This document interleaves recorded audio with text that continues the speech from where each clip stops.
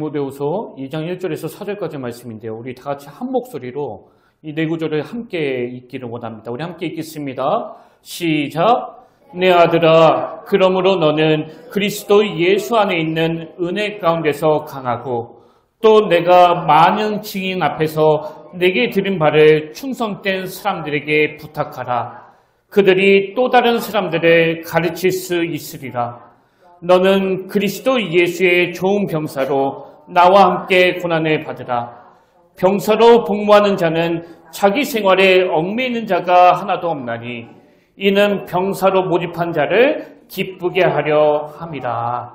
아멘. 할렐루야. 반갑습니다. 우리 함께 인사 나누기 원합니다. 참 잘 오셨습니다. 주님의 이름으로 축복합니다. 예, 주님의 이름으로 축복합니다. 오늘도 하나님의 그 예비하신 은혜들이 여러분 심령 가운데 가득 넘치게 되시기를 주님 이름으로 축복합니다. 그 구약 성경 사무엘하 6장에 보면 여러분이 잘 아시는 굉장히 유명한 사건이 나오는데요. 이제 하나님의 임재를 상징하는 언약궤가 이리저리 방황 끝에 드디어 그 다윗성으로 들어온 겁니다.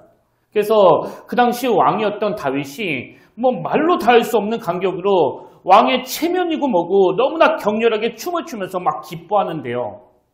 그 아내인 미갈이 그 모습을 보고 되게 못마땅하게 생각해가지고 남편 다윗을 막 비웃으면서 이렇게 이야기합니다. 자, 사무엘하 6장 20절을 세 번역으로 보십시오. 오늘 이스라엘의 임금님이 건달패들이 맨살을 드러내고 춤을 추듯이 신하들의 아내가 보는 앞에서 몸을 드러내며 춤을 추셨으니 임금님의 채통이 어떻게 되었겠습니까? 이게 어떤 뉘앙스인지 아시겠죠? 아니, 왕이라는 사람이 그 맨살을 다 드러내고 이게 뭐냐고요? 그러면서 비웃는 거예요. 그래서 지금 한쪽은 엄청난 기쁨을 드러내면서 춤을 추고 있고 다른 한쪽은 그걸 한심하게 여기면서 비웃고 있는데 제가 알리스터 맥그레스라는 그 신학자가 쓴 인간 그 미스터리 이런 제목의 책을 보니까요. 지금 이 다윗의 태도와 미갈의 태도가 이렇게 대조적인 그 이유를 그 길과 발코니라는 관점으로 설명을 하더라고요. 길과 발코니. 자, 이게 무슨 말이냐? 먼저 사무엘하 6장 16절에 보십시오. 여호와의 궤가 다윗성으로 들어올 때에 사울의 딸 미갈이 창으로 내려보다가, 이게 중요합니다. 창으로 내려보다가 다윗왕이 여호와 앞에서 뛰놀며 춤추는 것을 보고 심중에 그를 업신여기니라. 그러니까 똑같은 사건을 맡고 있는 다윗과 미갈이 완전히 다른 태도를 보이게 된 이유가 뭐냐 하면 다윗은 하나님의 임재의 상징인 그 언약궤가 들어올 때 그 언약궤가 들어오는 현장인 길에 있었기 때문에 그 길에서 그 넘치는 감격으로 기뻐 춤을 췄다면 여기에 반해서 그 모습을 보고 비웃었던 아내 미갈은 그 현장인 길이 아니라 어디에 있습니까? 창으로 내다보다가 발코니에 서 있는 거예요. 그래서 아내 미갈은 발코니에 서 있었기 때문에 그 언약궤가 들어오는 그 상황에서도 다윗이 경험했던 그 기쁨을 맛보지 못하고 방관하는 구경꾼의 태도를 취하게 됐다는 거거든요. 그래서 그 책에서 이 대조적인 모습을 분석한 다음에 뭘 강조하는가 하면은요. 미갈처럼 그 구경꾼의 삶으로는 결코 기쁜 삶을 살 수 없다는 거예요. 그러니까 빨리 그 발코니에서 내려와서 그 구경꾼의 자세에서 내려와서 길 위의 신앙을 회복하라는 겁니다. 사실 그러고 보면요. 오늘 한국교회 예배드리는 성도님들도 상징적으로 이렇게 딱 두 종류로 나눠지는 거 아닙니까? 그래서 찬양 하나를 불러도 막 다윗처럼 감격에 겨워가지고 뭐 누가 보든지 안 보든지 간에 막 눈물을 흘리며 말로 다 할 수 없는 은혜를 누리는 이 길 위에서 예배 드리는 분이 있는가 하면 뭐 미갈처럼 그 발코니에 서가지고 그냥 맹숭맹숭 그 구경꾼의 태도로 예배 드리는 분도 있는 거 아닙니까? 그리고 저는 한국교회 성도님들 중에 이 예배를 그 무슨 심사위원으로 참석하신 분도 꽤 많다고 생각하거든요. 그래서 좀 과장을 하자면 여러분 이 주보는요. 그 편까지예요. 편까지. 말씀이 딱 시작이 되면 볼펜 꺼내 들고 이 주보에다가 목사님 설교 준비 뭐 75점. 태도? 아 오늘 늦게 나왔지. 빵점. 뭐 성공? 뭐 비교적 괜찮았음. 뭐 그렇게 평가하시고 이제 집에 가면서 하는 대화가 오늘 설교 어땠어? 그러면 뭐 제법이던데? 뭐 준비 많이 한 것 같아. 아까 그 예화가 좀 웃겼잖아. 여러분 이렇게 분석만 하는 게 발코니에 서 있는 거예요. 그래서 저는 그 책에 나오는 길과 발코니라는 그 관점을 보면서 예전에 제가 한번 말씀드린 것 같은데요. 온도계와 온도 조절계로 자꾸 대입이 되는 겁니다. 여러분 온도계 아시잖아요? 분석을 하는데 뭐 칼같이 정확해요. 지금이 22도다. 지금은 영하 15도다. 뭐 이거 얼마나 정확합니까? 근데 이 온도계가 가진 한계가 뭐냐? 그렇게 분석은 잘하는데요. 온도에는 아무런 영향을 못 미친다는 거예요. 여기에서 반해서 이 온도 조절계는요. 뭐 지금 바깥이 온도가 몇 도인지 뭐 아무런 관심이 없는 거 아닙니까? 온도 조절계의 초미의 관심사는 주인의 명령이에요. 주인의 명령. 그래서 지금 우리 주인이 뭐 밖이 더우니까 실내 온도를 20도로 맞추라고 그랬다 그러면 막 강하게 에어컨을 돌리고 또 밖이 추우니까 25도로 맞추라고 그랬다 그러면 막 강하게 히터를 돌려가지고 이 주인이 명한 그 온도를 맞추는데 모든 에너지를 쓰는 거거든요. 그리고 저는 이걸 또 그 야구로도 설명할 수 있다고 생각하는데요. 그 야구를 보면 두 종류의 사람, 야구 해설가가 있고 또 야구 감독이 있잖아요. 여러분도 아시지만 해설가는 한 3시간 야구를 한다고 하면 뭐 한순간도 쉬지 못하고 계속 그 설명을 해줘야 되는 거 아닙니까? 그래서 선수가 안타를 치면 뭐 야구 배트를 어떻게 잡았다는 등 뭐 또 다리는 어떻게 들었다는 등 엄청 분석하고요. 그리고 막 거기 떠가지고 그 아웃이 돼버리면 이게 또 뭐가 잘못됐는지를 계속 분석해야 되는 거예요. 근데 여기에 반해서 야구 감독은 뭐 제가 보기에 그냥 뭐 놀고 먹는 것 같아요. 가끔씩 그 카메라가 이 프로야구 감독을 비출 때를 보면 그냥 뭐 팔짱 끼고 있고 뭐 선수가 안타를 쳐도 또 아웃을 당해도 뭐 아무런 표정 변화가 없거든요. 그리고 뭐 한 번씩 뭐 심심한지 코도 만졌다가 머리도 만졌다가 모자도 벗었다가 막 그러는데 여러분 제가 지금 무슨 말씀을 드리고 싶은가 하면은요. 야구 해설가가 3시간 동안 떠들면서 분석을 하지만 그 해설이 불행하게도 이 승부에는 아무런 영향을 미치지 않는다는 거예요. 그래서 제가 그런 해설을 듣다가 무슨 생각이 드는가 하면 아니 저런 귀한 이야기를 왜 나한테 하느냐고 집에서 팝콘 먹고 있는데 저 귀한 선수들한테 해야 될 말을. 근데 여러분 감독은요. 겉으로 보기에는 그냥 가만히 있는 것 같지만 사실 그건 가만히 있는 게 아니고 그냥 응시하는 게 또 코도 만지고 막 귀도 만지고 이러는 게 다 승부에 영향을 미치는 그 메시지 아닙니까? 감독이 막 여기저기 만지는 건 다 사인이거든요. 그리고 야구 감독이 왜 가만히 있겠냐고요. 자기가 그 경기에 어떤 희노애락의 감정을 드러내면 선수들이 다 동요하기 때문이에요. 그래서 뭐 관중들은 막 이름을 불러가면서 손가락질하고 욕하고 그래도 감독은 절대로 내색하지 않는 거거든요. 그런 의미에서 여러분에게 진지하게 묻는데요. 야구 감독과 야구 해설가가 그리고 온도계와 온도 조절계가 영향을 미치느냐 미치지 않느냐의 차이라면 오늘 예배 드리시는 여러분의 신앙은 이 다윗처럼 삶의 현장에 영향을 미치는 길 위의 신앙입니까? 아니면 미갈처럼 삶에 아무런 영향을 미치지 못하는 그런 발코니에 서 있는 신앙입니까? 여러분 미갈 같은 신앙은요. 이게 뭐 논리적인 말인지 이치에 맞는 행동인지 분석은 엄청 잘해요. 그리고 또 그게 절대로 틀린 분석이 아닙니다. 정확하거든요. 그러니까 지금 미갈이 다윗에게 왕이 도대체 이게 뭐 하는 짓이냐고 그 채신머리 없이 그렇게 비판하는 거 아닙니까? 근데 하나님이 우리에게 원하시는 건 그 발코니에서 내려오라는 거예요. 그리고 발코니에서 내려와 분석만 잘하는 온도계 같은 인생이 아니라 우리의 믿음이 삶에 영향을 미치는 온도 조절계 같은 인생이 되어야 한다는 겁니다. 그래서 저는 이런 포인트로 오늘 말씀을 살펴보기 원하는데요. 오늘 본문에 보면 사도 바울이 그 아들 같은 디모데에게 이렇게 권면합니다. 먼저 디모데후서 2장 3절을 보십시오. 너는 그리스도 예수의 좋은 병사로 너는 그리스도 예수의 좋은 병사로 나와 함께 고난을 받으라. 이걸 제가 아까 설명드린 걸로 빗대어 말씀드리면 발코니 위에 선 이 미갈 같은 신앙이 아니라 혹은 온도계와 야구 해설가처럼 분석만 잘하는 신앙이 아니라 다윗처럼 그 삶의 현장에 영향을 미치는 길 위의 신앙을 가지라는 거예요. 근데 여러분 이게 왜 중요한가 하면은요. 지금 우리 교회가 그 현상 유지적인 교회 또 박물관 교회로 전락하는 걸 막기 위해서 뭐 지난 시간까지 총 7가지 대안들을 쭉 살펴봤잖아요. 제가 몇 가지만 소개해드리면 첫 번째가 말씀을 묵상하는 교회, 그 다음이 모이기를 힘쓰는 교회, 그 다음이 목마름을 회복하는 교회, 뭐 이런 식으로 우리가 그 대안들을 쭉 나누었는데 여러분 만약에 이 7가지 대안들을 듣는 성도님들이 지금 그 유람선을 타고 온 관광객이라면요. 그럼 이게 뭐 아무런 소용이 없는 거 아닙니까? 여러분이 그 7가지 분석을 다 듣고 나서 뭐 그 분석 그럴듯하네. 잘 정리했네. 이건 뭐 90점 줘도 되겠다. 에이 이건 뭐 70점짜리야. 이렇게 생각만 한다면 이런 분석들이 다 무슨 소용이 있겠냐고요. 그래서 우리 교회가 다시 부흥을 꿈꾸고 역동성을 회복하고 하나님 앞에 건강한 교회가 되기 위한 가장 중요한 마지막 8번째 대안이 뭐냐? 교회 구성인인 여러분들이 관광객이 아니라 군사가 되어야 한다는 거예요. 왜? 관광객이 모인 교회는 아무리 그 수가 많다고 하더라도 시간이 지나면서 변질될 수밖에 없거든요.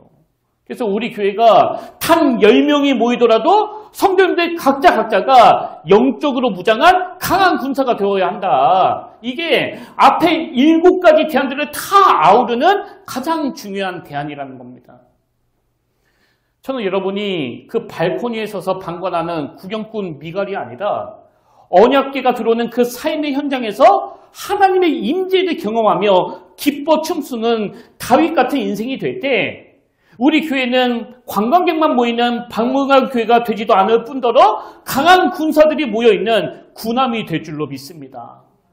그래서 저는 이번 주 내내 디모데후서 2장 3절에서 사도 바울이 그 아들 같은 디모데에게 하는 이 권면이요. 너는 그리스도 예수의 좋은 병사로 나와 함께 고난을 받으라. 또 에베소서 6장 11절 마귀의 관계를 능히 대적하기 위하여 하나님의 전신갑주를 입으라. 이런 말씀들을 참 많이 묵상했는데요.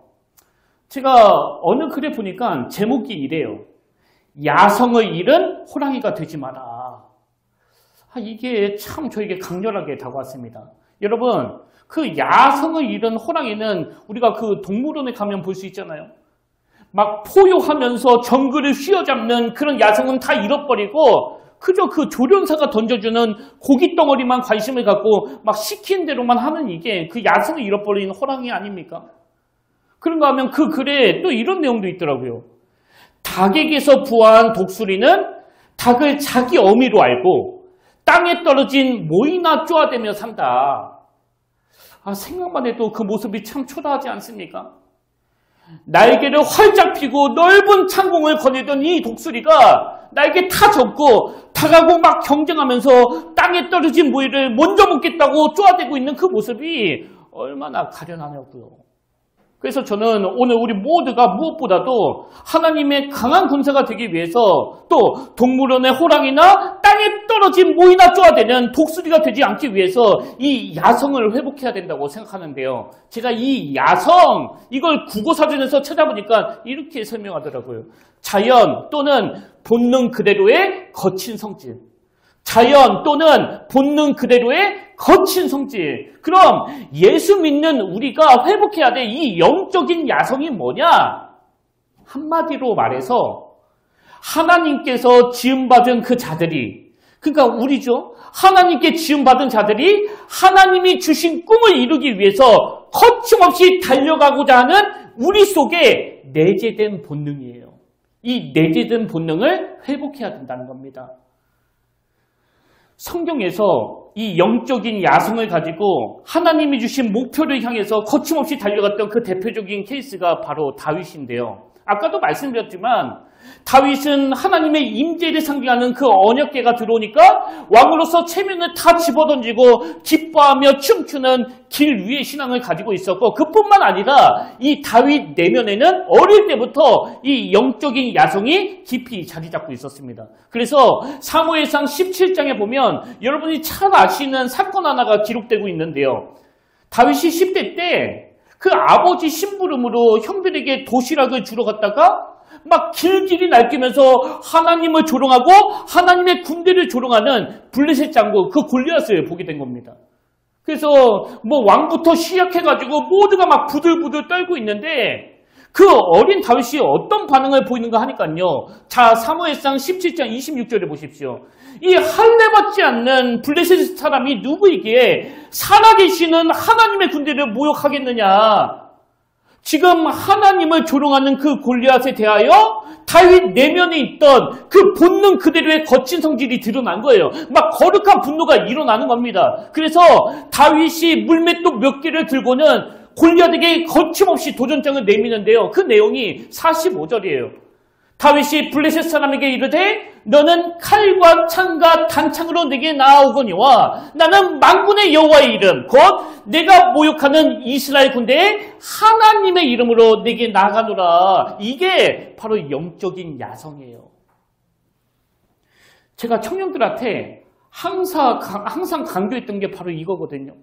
니들이 자꾸 골리앗이 다윗이 골리앗을 이겼다. 뭐 여기에만 계속 초점을 두고 있는데, 물론 다윗이 하나님의 이름으로 그렇게 승리한 것도 맞지만 그게 전부가 아니다.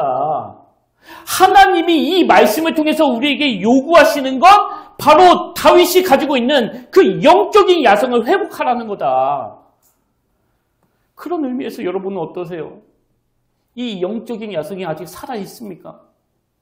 지금 거의 매주 무슨 시사 프로그램에서 어느 목사가 성추행을 했네, 어느 교회가 불법을 저질렀네 막 그러면서 한국 교회를 향해서 막 비난하고 조롱하고 또 손가락질을 하는데, 여러분들은 그런 뉴스를 접하실 때 나는 이렇게 열심히 예수 믿고 있는데 도대체 교회가 왜 그러는 거냐고, 왜 하나님의 이름에 먹칠을 하느냐고 자꾸 그렇게 마음에서 막 울분이 일어나세요? 그 분노가 일어나십니까? 그게 일어나지 않는다면 아까 그 날개 접은 독수리처럼 뭐이나 쪼아먹는 게 중요하지 그게 나랑 무슨 상관이 있느냐고 그렇게 사는 거랑 비슷한 거 아닙니까? 여러분 다시 말씀드려요.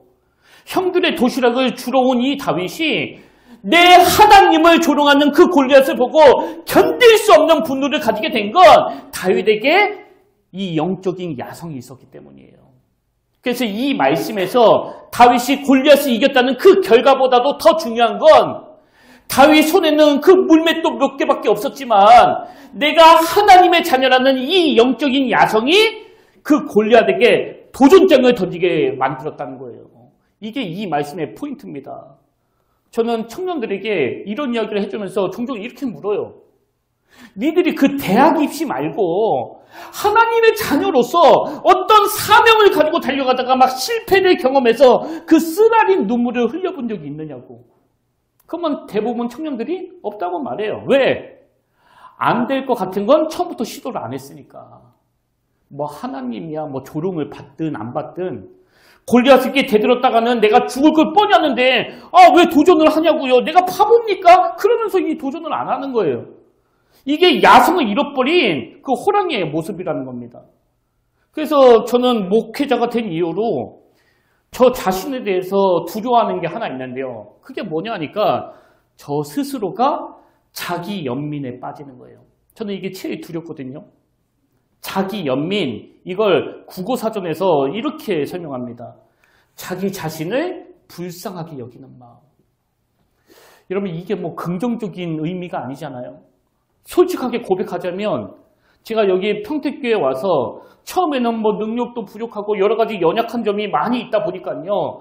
자주자주 자기 연민에 빠져가지고 내 자신이 너무 초라해지고 불쌍해지더라고요. 그래서 나는 아무리 노력해도 안 된다고, 나는 할 줄 아는 게 하나도 없다고 그러면서 그 자기 연민과 이 패배의식에 늘 사로잡혀 있었는데요. 놀랍게도 하나님이 저에게 주신 그 도전들을, 하나님이 저에게 주신 그 사명들을 제가 하나씩 시도하다 보니까 제 안에 그 야성이 회복이 되더라고요. 그래서 아직도 많이 부족하지만 예전보다는 제가 좀 강한 군사가 되었다고 생각하는데, 여러분은 혹시나 이 자리에 저처럼 그 자기 연민에 빠져가지고 나 혼자서 우리 집을 어떻게 회복시킬 수 있겠냐고, 내가 뭐 다윗도 아닌데, 그런 분이 계시다면 오늘 이 말씀을 그 발코니에 서 있는 미갈의 자리에서 듣지 마시고, 그리고 다윗이 골리앗을 이겼다 이런 결과만 주목하지 마시고, 이 다윗이 가지고 있는 그 영적인 야성을 회복하기 위해서 강한 군사가 되기 위한 일에 여러분 도전하셔야 된다는 거예요. 왜? 이게 자기 연민에 빠진 나를 구해낼 수 있는 유일한 방법이거든요.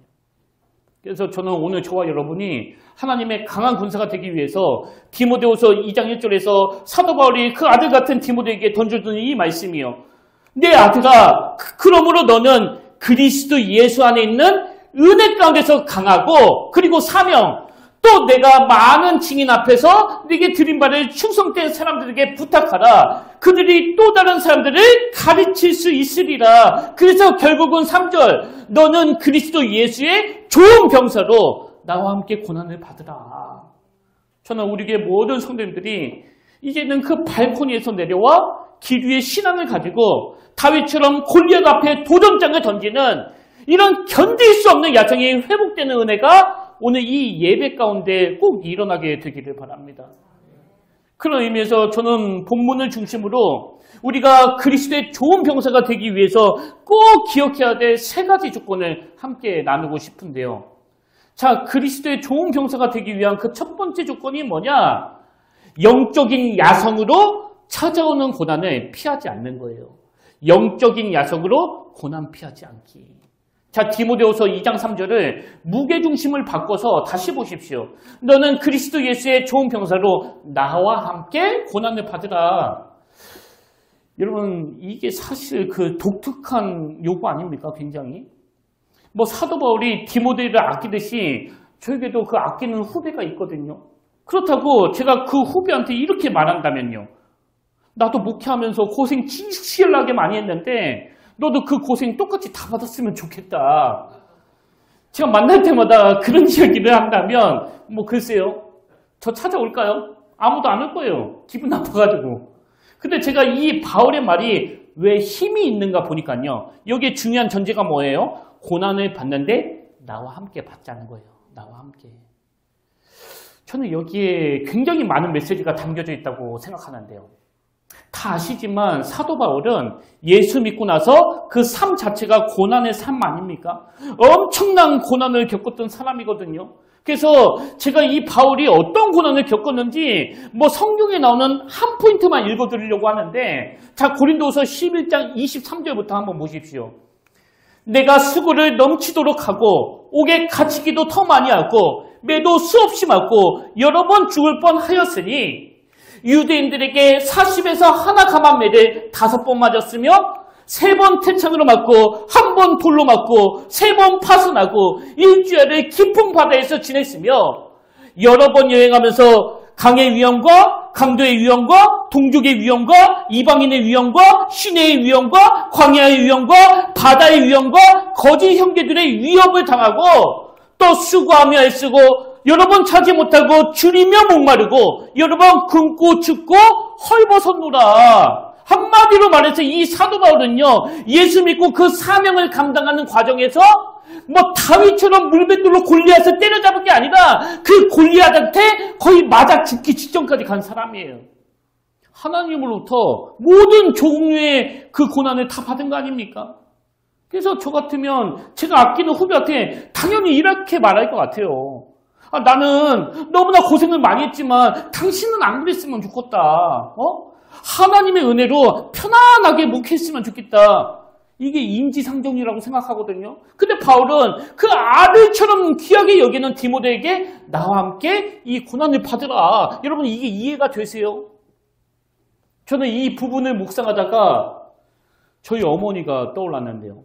사실 저희 어머니는 그 결혼하기 전부터 자기 오빠를 통해서 또 형부를 통해서 이 목회길이 얼마나 외롭고 힘든 길인지를 생생하게 목도했고요. 또 결혼하고 나서도 시아버지를 통해서 또 2명의 시동생을 통해서 이 개척교회 목사로 살아간다는 게 어떤 고난의 길인지를 직접 봤기 때문에 너무나 잘 아시거든요. 그렇다면 아들인 제가 아, 엄마, 나 신학교 가서 목사가 되겠습니다. 그럴 때 뭐 못 가도록 막으셔야 되는 거 아닙니까? 너 미쳤냐? 아니 그 길이 얼마나 힘든지 내가 뻔히 아는데 네가 거기 가겠다고 하느냐고. 나는 내 아들이 그렇게 힘든 길을 걸어가는 거 원치 않아. 그래야 될 것 같은데 오히려 그 반대잖아요. 저는 목사 안 하겠다고 그러는데 어머니가 어릴 때부터 계속 나는 네가 목사 됐으면 좋겠다. 네가 목사 됐으면. 이게 바울이 지금 디모데에게 고난을 받으라 그거와 같은 거 아닙니까? 그럼 저희 어머니는 왜 그러셨을까요? 이 말씀을 묵상하다가 제가 알게 됐죠. 저희 어머니는 네가 목회를 하다 보면 이런저런 고난과 시련을 겪게 될 텐데 그런 걸 안 겪는 게 행복한 삶이 아니고 그 많은 시련들을 피하지 않고 정면으로 돌파할 때 생각지도 못했던 그 하나님의 은혜, 거기에서 하나님이 어떻게 피할 길을 주시고 거기에서 하나님의 만나와 매출하기를 가지고 어떻게 인도해 주시를 경험하는 게 그게 바로 행복한 삶이라는 거거든요. 그러니까 여기 3절에 나와 있는 나와 함께 고난을 받으라 이 말은요. 사명을 감당하다가 그 고난이 찾아오면 그때는 신실하신 하나님을 경험할 때니까 그 고난을 어떻게 해요? 피하지 말고 정면으로 대응하라는 거예요. 정면으로. 그러고 보면 제가 몇 주에 말씀드린 그 이지성 교수는 이런 삶을 실질적으로 구현한 사람 아닙니까? 이지성 교수가 그 음주운전자에 의해서 온몸에 중화상을 입고 그리고 나서도 수십 번이나 그 수술을 해야 되는 그런 어려운 고난을 겪었는데 여러분 제가 이분의 인터뷰를 볼 때마다 놀라는 게 뭐냐면요. 자기는 주변에서 음주운전 사고가 일어나기 이전으로 돌아가고 싶지 않냐는 그런 질문을 받을 때마다 항상 나는 절대 돌아가고 싶지 않습니다. 그렇게 이야기를 한다는 거예요. 근데 여러분 이게 위선이 아니고요. 바울과 같은 원리예요. 그 고난을 정면으로 대응하면 이 자기 연민에 빠지지 않으니까 보다 가치 있고 보다 보람된 일을 꿈꾸는 그런 보배롭고 존귀한 하나님의 형상을 닮은 성숙한 사람으로 변해가는 거거든요. 저는 오늘 여러분이 삶에서 감당하기 어려운 고난이 찾아올 때 그 이지성 교수의 겉으로 드러나는 무슨 유명 대학교 석사학위, 박사학위, 또 교수라는 그 화려한 결과만 보는 게 아니라 그 고난 중에도 부어주시는 하나님의 은혜, 이걸 사모하면서 현실의 고난에 정면으로 대응하시는 영적인 야성을 가진 좋은 군사가 되시길 주님 이름으로 축복합니다. 그런가 하면 두 번째로 우리가 그리스도의 좋은 병사가 되기 위해서 기억해야 될 조건이 뭐냐? 뚜렷한 목표와 집중력을 갖는 거예요. 뚜렷한 목표와 집중력 갖기. 자, 4절을 보십시오. 병사로 복무하는 자는 자기 생활에 얽매이는 자가 하나도 없나니 이는 병사로 모집한 자를 기쁘게 하려 함이라. 메시지 성경에서는 이 부분을 이렇게 번역합니다. 복무 중인 군인은 시장에서 사고 파는 일에 마음을 빼앗기지 않습니다. 잘 들어보세요. 복무 중인 군인은 시장에서 사고 파는 일에 마음을 빼앗기지 않습니다. 그는 명령을 수행하는 데만 정신을 쏟습니다. 이건 집중력을 말하는 거 아닙니까? 저는 가끔씩 그 TV에서 축구 경기를 중계할 때마다 어느 그 인상적인 장면이 자꾸 눈에 들어오는데요. 그 장면이 어떤 장면이냐 하니까 경기 중에 그 골이 들어가가지고 막 모든 관객들이 막 환호성을 지르고 난리가 날 때 거기 있는 복무 요원은요.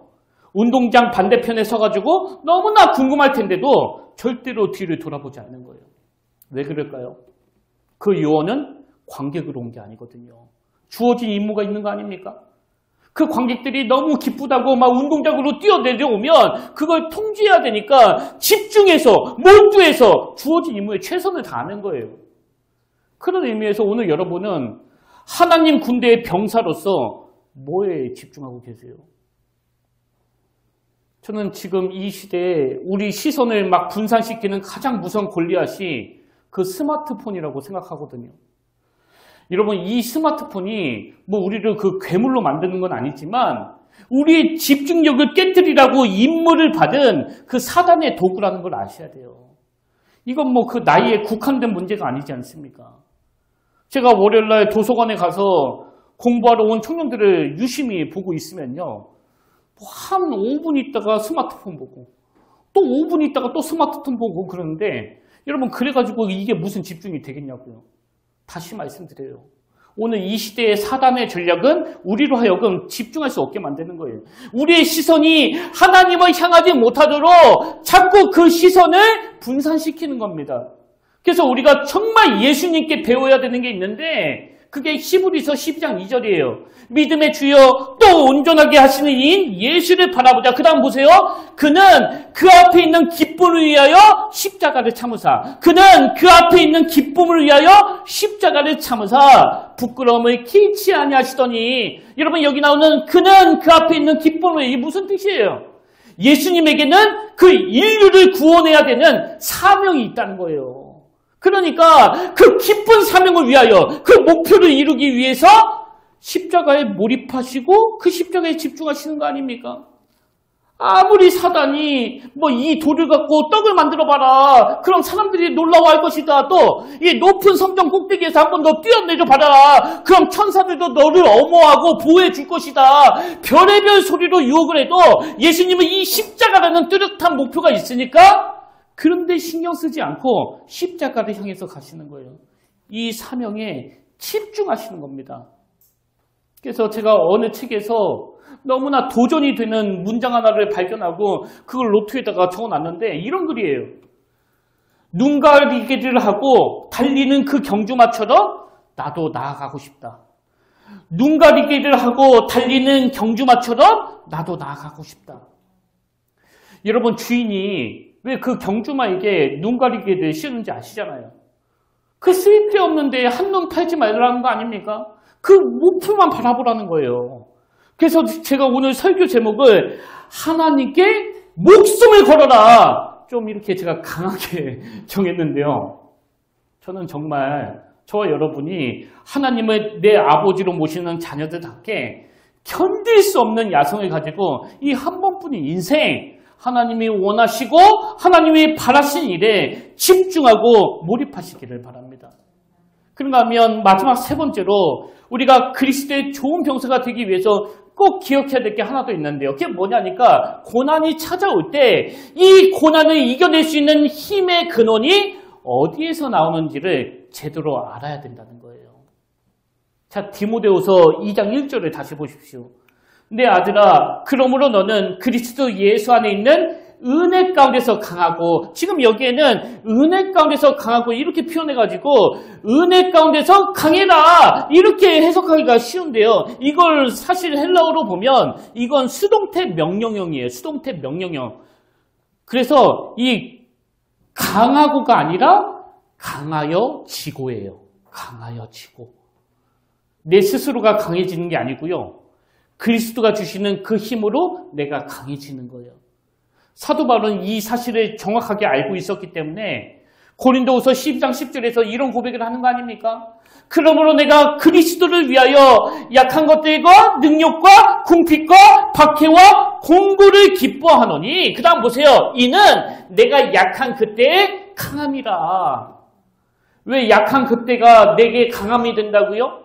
사도 바울이 이 예수님을 만나기 전에는 내 힘을 믿고 내 알량한 지식을 믿고 살았었는데, 예수님을 만나고 그 고난의 십자가를 걸어가 보니까 그 고난을 통해서 내가 아무런 힘이 없는 그 연약한 존재라는 걸 깨닫게 된 거예요. 그래서 그 힘의 원천인 하나님을 더 의지하게 됐다는 거거든요. 그런 의미에서 여러분, 왜 한국교회의 그 많은 성도들이 죽으라고 기도를 안 하는지 아십니까? 아직도 그 힘의 원천이 나에게 있다고 생각하기 때문이에요. 아직도 자기 주먹을 의지하는 거거든요. 그래서 우리는요, 고린도전서 1장 26절부터 나오는 이 말씀의 의미를 정말 이 마음에 새기셔야 됩니다. 형제들아, 너희를 부르심을 보라. 그 다음에 육체를 따라 지혜로운 자가 많지 아니하며 능한 자가 많지 아니하며 문벌 좋은 자가 많지 아니하도다. 이게 바로 저 아닙니까? 그리고 여러분 아닙니까? 이 썩어져가는 육체를 가지고 우리가 뭐 자랑할 게 뭐가 있느냐고요. 근데 여기에서 중요한 게 뭐냐? 그러나 하나님께서 어떤 사람을 택해요? 세상에 미련한 것들을 택하사 지혜 있는 자를 부끄럽게 하려 하시고 세상의 약한 것들을 택하사 강한 것들을 부끄럽게 하려 하시며 하나님께서 세상의 천한 것들과 멸시받는 것들과 없는 것들을 택하사 있는 것들을 폐하려 하시나니 이는 아무 육체도 하나님 앞에서 자랑하지 못하게 하려 하십니다. 이걸 인식하면서 그 힘의 원천 되시는 하나님께 나아가는 그 사람이 그리스도 안에 있는 은혜로 강하여지는 사람이라는 거예요.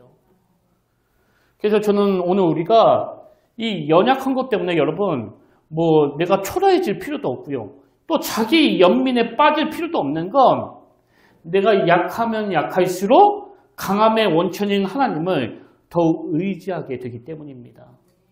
저는 오늘 결론을 느헤미야 8장 10절로 맺기를 원하는데요. 자, 우리가 이 말씀을 한 목소리로 읽기를 원합니다. 시작! 여호와로 인하여 기뻐하는 것이 너희의 힘이니라. 한 번 더요. 여호와로 인하여 기뻐하는 것이 너희의 힘이니라. 언제 그 힘을 공급받을 수 있다고요? 여호와로 인하여 기뻐할 때예요. 기뻐할 때. 저는 오늘 저와 여러분이 그리스도의 좋은 군사가 되기 위해서 무엇보다도 그 힘의 원천이 나에게 있지 않냐고 하나님께 있다는 사실을 인정하면서 고난이 찾아오고 절망이 찾아오고 시련이 찾아올 때마다 하나님을 더 의지하고 하나님을 더 기뻐 찬양하시기를 바랍니다. 그래서 처음에는 이 교회에 그 유람선을 타고 온 관광객으로 오셨다 하더라도 우리 평택교회 모든 성도님들은 매주 말씀 묵상과 기도 훈련 또 속회라는 이 공동체 훈련을 통해서 시간이 지날수록 영적인 야성이 회복된 이 강한 군사로 양육이 되어지고 우리 평택교회는 하나님의 그 아름다운 군함이 되는 그 놀라운 은혜가 있기를 주님 이름으로 축원합니다. 그래서 저는 오늘 결단 찬양으로 나의 평생에 오직 주님만 사랑하리 이 찬양 함께 부르길 원하는데요. 여러분 오늘 말씀을 기억하시면서 또 이 가사를 묵상하시면서 우리 한번 선포하면서 이 찬양 하나님께 올려드리기를 원합니다.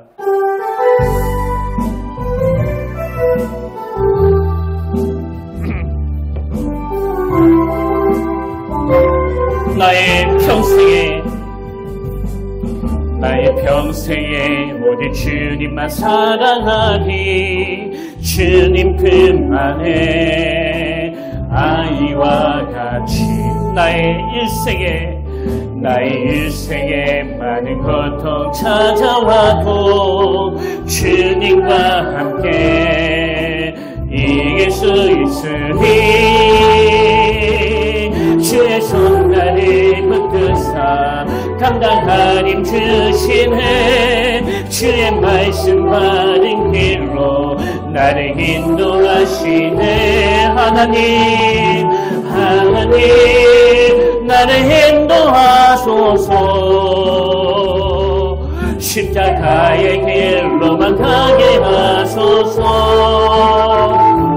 하나님 나를 인도하소서 주의 얼굴을 내게 보여 우리 다시 한번 찬양합니다. 나의 평생에 우리 주님만 사랑하니 주님 품 안에 아이와 같이 나의 일생에 많은 고통 찾아와도 주님과 함께 이길 수 있으리 주의 손 나를 붙드사 감당하림 주시네 주의 말씀 바른 길로 나를 인도하시네 하나님 나를 인도하소서 십자가의 길로만 가게 하소서 하나님 나를 인도하소서 주의 얼굴을 내게 보이소 하나님 나를 인도하소서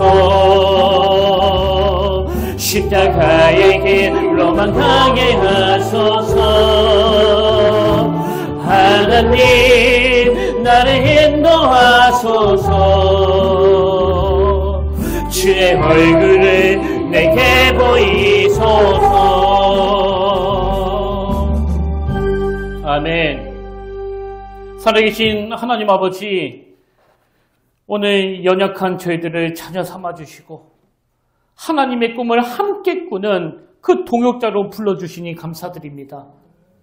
하나님, 오늘 부르심을 받은 우리가 미갈처럼 그저 발코니에 서서 평가나 하는 그런 구경꾼의 태도에서 벗어나 다윗처럼 삶의 현장인 길 위에서 하나님의 임재를 경험하며 기쁨이 넘치는 신앙생활을 하기를 원하오니 하나님을 향한 견딜 수 없는 영적인 야성을 회복시켜 주시옵소서. 그래서 하나님을 조롱하고 이 교회를 비난하는 세상에 예수 믿는 자로서 거룩한 분노를 느끼며 빛과 소금의 역할을 감당하는 선한 청지기의 삶을 살아가는 평택교회 성도들이 다 되게 하여 주시옵소서. 그런가 하면 하나님, 이번 한 주간 나에게 찾아온 그 고난을 피하지 않고 내가 정면으로 대응하며 맞서 싸우기를 원합니다. 그 힘의 원천 되신 주님을 의지하여 나갈 때 예상치 못했던 시시하신 하나님을 경험하며 걱정과 염려로 점철된 우리의 마음이 말로 다 할 수 없는 평안과 안식으로 채워지도록 역사하여 주시옵소서. 그 은혜의 자리로 인도하여 주실 줄 믿사오며 구하는 자에게 한량없는 은혜를 부어주시는 예수님 이름으로 간절히 기도드립니다. 아멘. 이제 우리 다 자리에서 일어나셔서 오직 너 하나님의 사람아, 이 찬양 함께 부르고 축도로 오늘 예배를 마무리하길 원하는데요. 우리 교회에 이 찬양 가사가 그대로 이루어지기를 우리 소원하면서 함께 이 찬양 불러보기를 원합니다.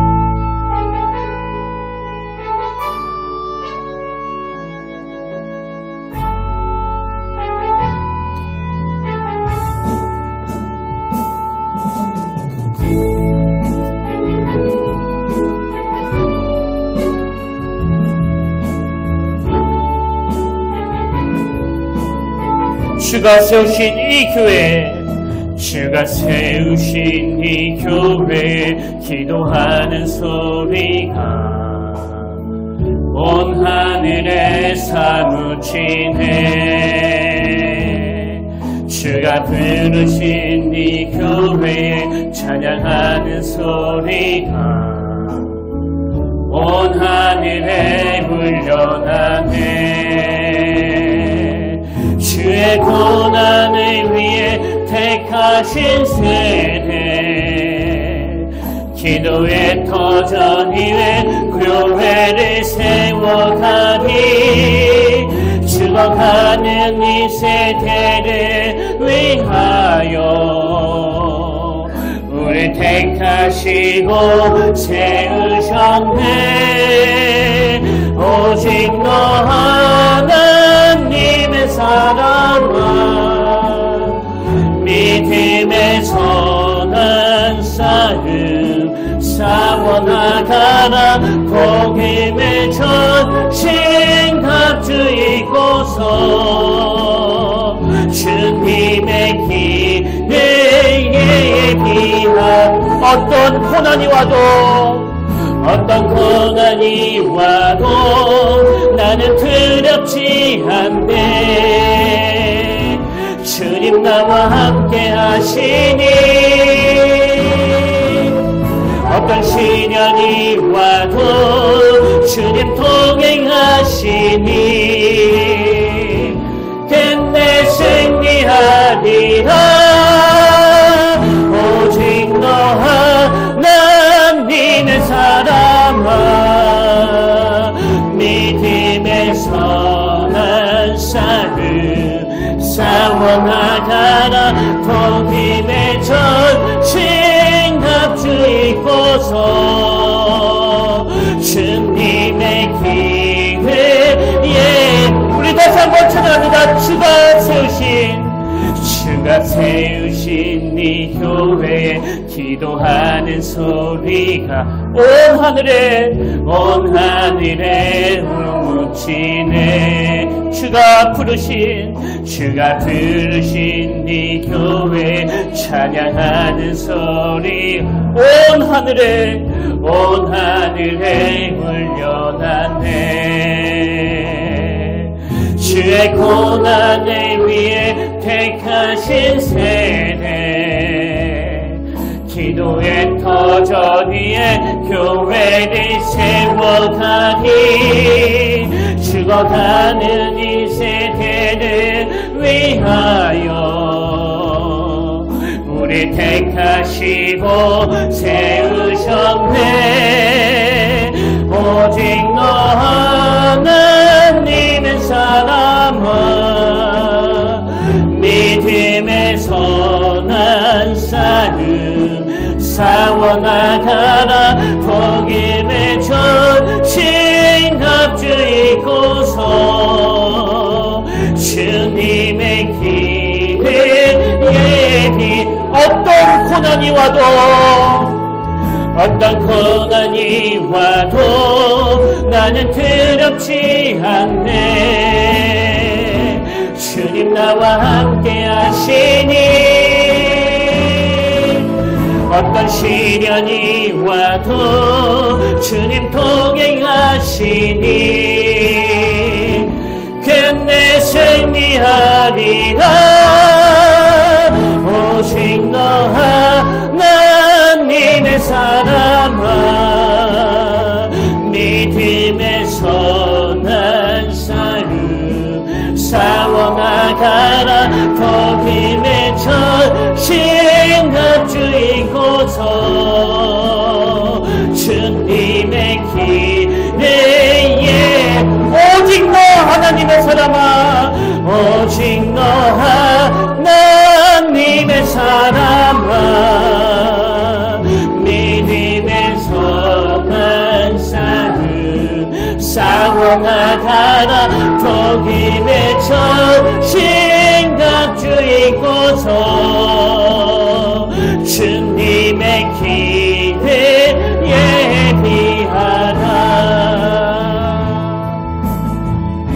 아멘. 여호와로 인하여 기뻐하는 것이 너희의 힘이니라.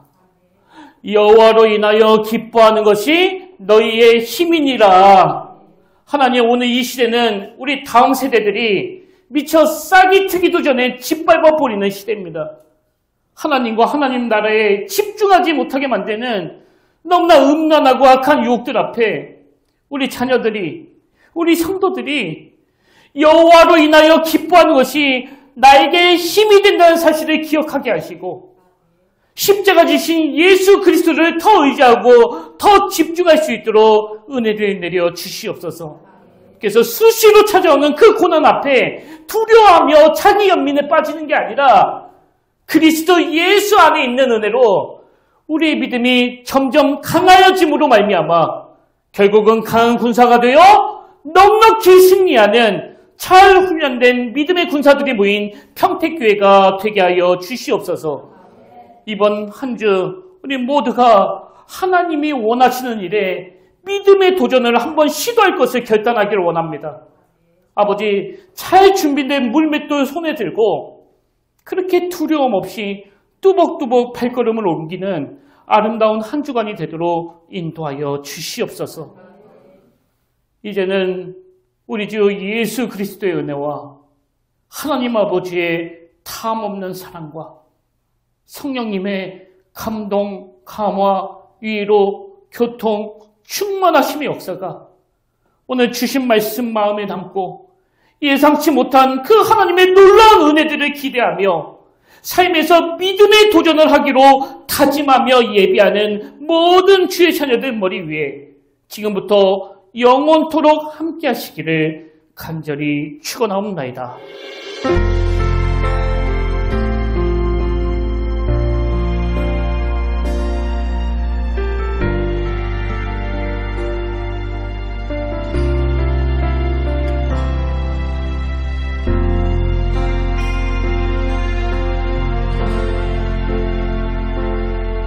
지금 서 있는 이곳에서 높임을 받으소서.